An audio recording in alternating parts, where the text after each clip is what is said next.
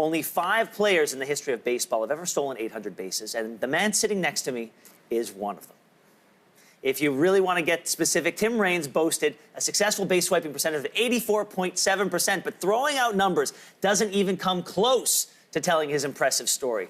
Raines is now doing that himself in a brand new memoir, Rock Solid, details of his 23 years in the game. Sliding into the Montreal Expos record book before moving into the Chicago White Sox, New York Yankees, Oakland Athletics, Baltimore Orioles, and Florida Marlins. He successfully beat a drug addiction early on in his career and years later came back out of retirement after undergoing treatment for lupus. This morning, Tim Raines joins me right here in studio. I got chills just reading that, my friend. Thank you. Thank you so much for being here today. Oh, thanks for having me. You know, you open up this book pretty fast with a really honest moment talking about cocaine in the 80s and how it could have derailed your career just 3 years in.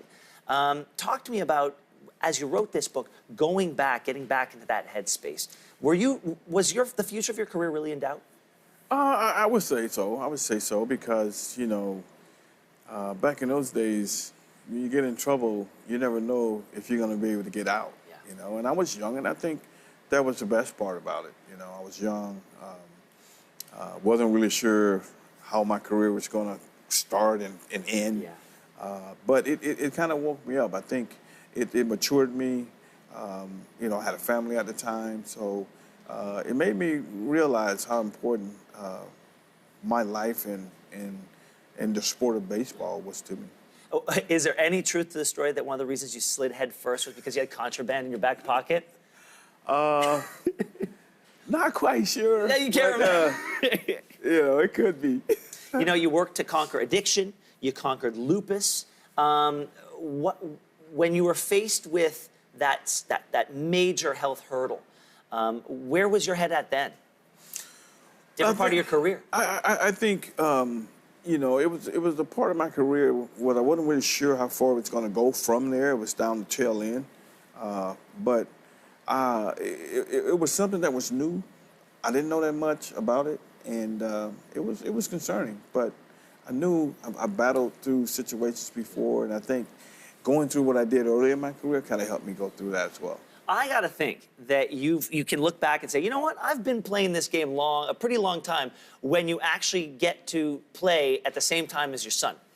Right. Not a lot of people get to do that. I think a handful of Major League Baseball players have done that.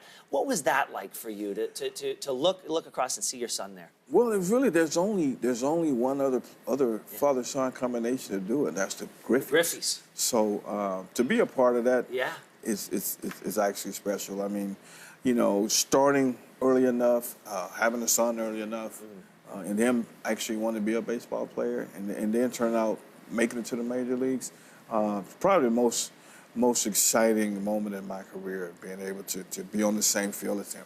And you know, we can't go on without sort of talking about the Hall of Fame. Congratulations. You know, a lot of people don't know how that operates, that the writers invite you in. You made it in your final year of eligibility. So many Canadians know, and so many fans of baseball know how deserving you were. Was it frustrating in those 9 lead-up years? How did you feel when you got the call? And what was it like when you went back to Montreal as a Hall of Famer? Well, honestly, I didn't really think about it the first, like, 6 or 7 years because, you know, it takes a while before you get the numbers up. Yeah. And once you start getting the numbers, then you start thinking about it a little bit more. I started thinking about it last year for the first time that I really actually had a legitimate chance. And to go back to Montreal, being a Hall of Famer was the most exciting time, I think, even when I played. I mean, I had exciting times when I played, but to go back and show them my appreciation of how they helped me get through the times that I got through in 11 or 12 years I played there was exciting. Yeah, you're and now you're working in player development here in Toronto with the Blue Jays. What is going on with this team? I don't work with the big league team. Yeah, but you know enough. I work with the minor league guys, but it's early. Yeah. Some guys need to start swinging the bat a little bit better. And we need to get healthy, too. We lost, you know, got a couple pitchers that are hurt right now. So the only good thing about it all is it's early.